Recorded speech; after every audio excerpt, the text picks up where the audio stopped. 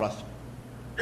Desconstruir o indivíduo para proceder à integração do colaborador à organização. Se eu estou falando em mente coletivo, é preciso desconstruir a pessoa para que ela seja coletiva e não mais um indivíduo. E isto é um processo extremamente perigoso e doloroso que existe historicamente na realidade do mundo do trabalho.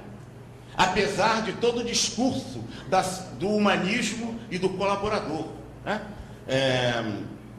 De todo o discurso de que estamos respeitando, né, as pessoas, que as pessoas não são mais empregados, não são mais funcionários, agora são colaboradores. Né? Assim, tem que ser empreendedores. Tem que ser empreendedores. Se a gente pensar bem, quanto maior a dispersão de valores, mais elásticos são os comportamentos. Quanto menor a dispersão de valores, menos elásticos são os comportamentos. Se a gente olhar ao longo deste século, e aí vem o recrutamento e seleção de quadros para trabalhar nas empresas. E quero me dirigir em particular aos jovens formandos aqui. Da geração da crise de 29, para não ir muito longe, a gente está vendo ali, claro, dirigir uma organização na crise de profissionais oriundos da crise de 29, da frugalidade, do desperdício, da economicidade, da vida dura, em que o meu avô trabalhou aqui na empresa, o meu pai trabalhou aqui, eu trabalho aqui e gostaria tanto que o meu filho também trabalhasse aqui. Esse era o conceito de estar sempre empregado numa determinada empresa. A lógica era se manter sempre na mesma empresa. É muito diferente, vamos chegar aí na geração Y ou geração Z. A Segunda Guerra Mundial, não vou ficar muito longe disso não, para não ficar cansando vocês, mas a gente pode detalhar bem isso, mas rapidamente. A geração da Segunda Guerra Mundial, que é a geração do, certamente meus pais, avós ou bisavós de vocês, né? Geração da Segunda Guerra, patriotismo, coletividade. O professor Marcos estava fazendo uma conclamação aqui no final a uma frase típica dessa geração, que ele repetiu o discurso do Kennedy, que dizia assim, quando o Kennedy tomou posse, década de 60, né, 1960, ele dizia assim, americano, não pergunte aos Estados Unidos o que ele pode oferecer a você, o que ele pode dar a você, mas o que você pode dar e oferecer aos Estados Unidos. Foi a pergunta que ele fez. É assim também, quando Churchill, da guerra, conclamava o povo inglês debaixo de bomba o tempo todo lá em Londres, no país inteiro, ele dizia assim, eu só posso oferecer sangue, suor e lágrima, e trabalho.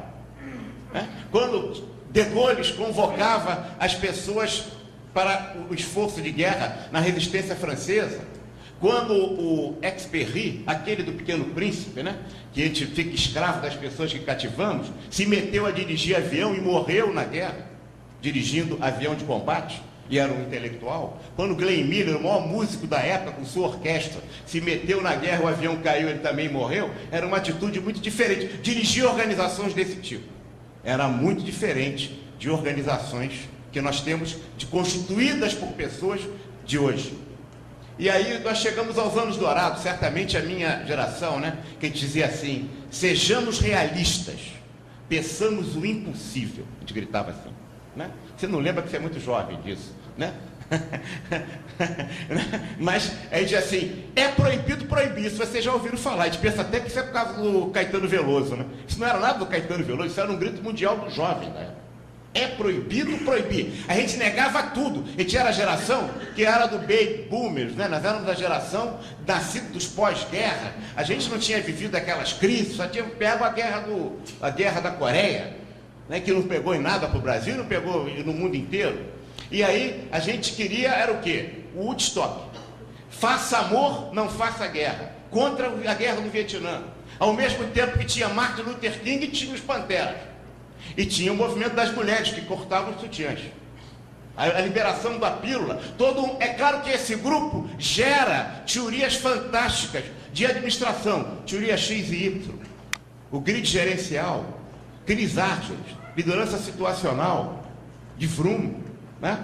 A janela Johari. Quantos conceitos de teoria de administração são dessa época. Produzidos nesse contexto.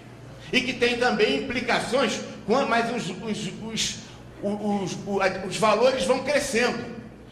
passa a ser muito, enquanto que a geração anterior dos meus pais era uma geração comprometida com o coletivo, com o patriotismo, a minha geração contra a guerra, individualista, já começando a pensar em si, mas em transição. E aí vem a geração X, pós-anos dourados, que é da queda do Muro de Berlim, em 89, é a geração que está dirigindo as organizações hoje, que tem modelos extremamente diferentes e diferenciados, mas aí sempre a teoria das organizações captando esses sinais e fazendo as devidas adaptações ideológicas para instrumentalizar as organizações a seu serviço.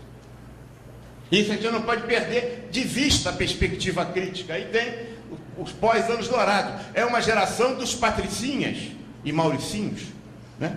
Quando eu falo assim, eu lembro da minha filha, sabe, Marco? Vocês conhecem? Né? Patricinha, Mauricinho, voltado para si, os anarquistas do século XX, comprometidos, pô, irmão. E aí, geração Y, que todo mundo fala que seria, que a televisão Globo descreveu como o ideal da vida, né? Todo mundo muito bem empregado, obrigado, que é uma farsa. Essa geração Y pode ser a geração perdida. Sabe por quê?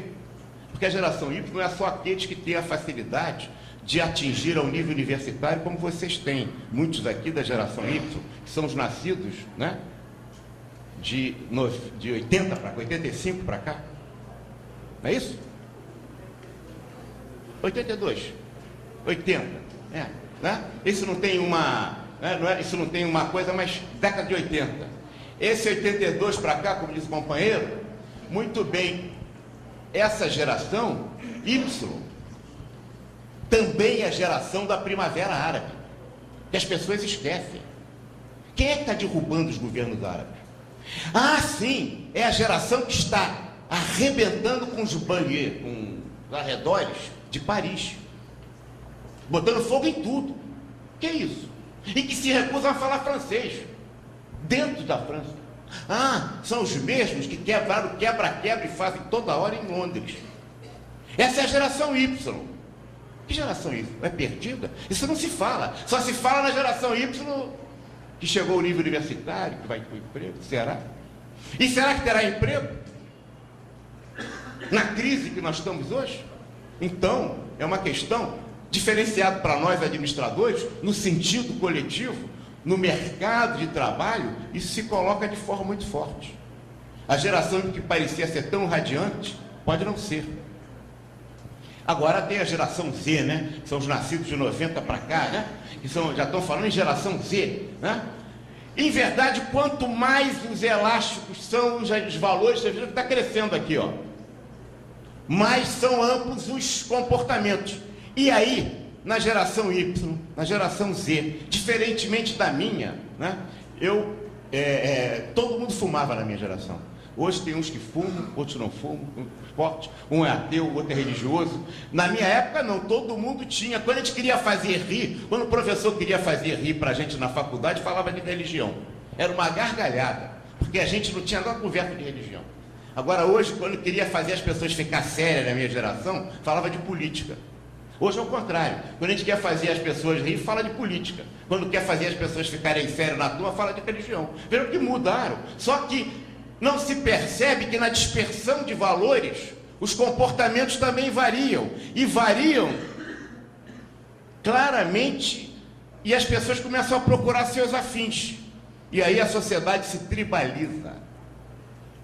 E cada vez mais são tribos de pessoas afins que se relacionam.